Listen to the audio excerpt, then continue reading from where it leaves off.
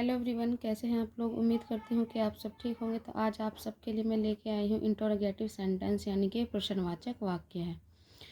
तो जैसे कि ये है, इसमें लिखा हुआ है कि assertive into introduction introduction interrogative यानी कि साधारण वाक्य को प्रश्नसूचक वाक्य में बदलना। जैसे कि यहाँ पे कुछ रूल दिए गए हैं।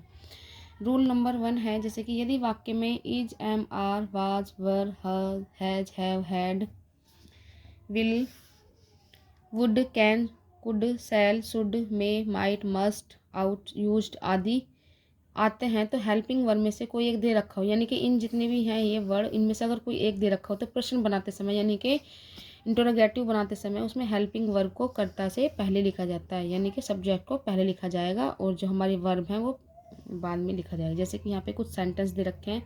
ही इज ए फार्मर, तो यहाँ पे इंटरोगेटिव हमें बनाना है तो इज ही ए फार्मर। फिर है यहाँ पे they were week in science, were they week in science, यानी कि जो हमारे ये वर्ड होते हैं ये हमें पहले लिखने होते हैं इंटरोगेटिव बनाते समय। साधारण वाक्यों को हमें इंटरोगेटिव बदलने के लिए ये रूल्स अपनाने पड़ते हैं। ये तो हो गई फर्स्ट रूल के बारे में बात। अब है सेकंड रूल। यदि वाक्य में वर्ब की फर्स्ट फॉर्म दिया हो और इंटरोगेटिव बनाते समय वाक्य के आरंभ में सब्जेक्ट से पहले डू का प्रयोग किया जाता है और अंत में प्रश्नसूचक चिन्ह लगाया जाता है। जैसे कि यहाँ पे दे रखा है कि वर्ब की फर्स्ट फॉर्म इंटरोगेटिव में दे रखी है तो हम इंटरोगेटिव बनाते समय डू का प्रयोग करते हैं। जैसे कि फर्स्ट फॉर्म यहाँ पे दे रखी, देखिए यहाँ पे आई गो टू स्कूल बाय बस, तो यहाँ पे गो यानी कि फर्स्ट फॉर्म में वर्ब की, तो हमें यहाँ पे डू लगाना है फर्स्ट फॉर्म से पहले। डू आई गो, फिर हमें जो हम इसका इंटरोगेटिव सेंटेंस बनाएंगे तो do I go to school by bus. ये तो हो गया सेकंड रूल। अब है इसमें थर्ड रूल।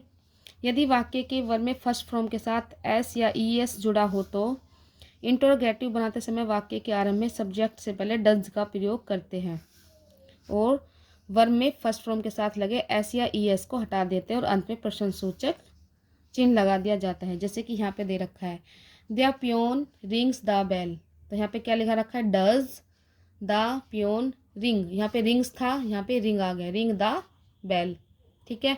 अब है हमारा लास्ट रूल है ये। यदि वाक्य के वर्ब का सेकंड फॉर्म दिया हो, यदि वाक्य में वर्ब का सेकंड फॉर्म दिया हो और इंटरोगेटिव बनाते समय वाक्य के आरंभ में डिड का प्रयोग करते हैं और सेकंड फॉर्म के स्थान पर फर्स्ट फॉर्म लगाते हैं। तो जैसे कि यहाँ पे दे रखा है ये we invited her to a party, तो यहाँ पे क्या दे रखा है डिड वी इनवाइट, यहाँ पे यानी कि फर्स्ट फॉर्म आ गई है इनवाइटेड की, invite her to a party. तो ये है आज का मेरी वीडियो। अगर मेरी वीडियो पसंद आए तो मेरी वीडियो को लाइक करें, मेरे चैनल को सब्सक्राइब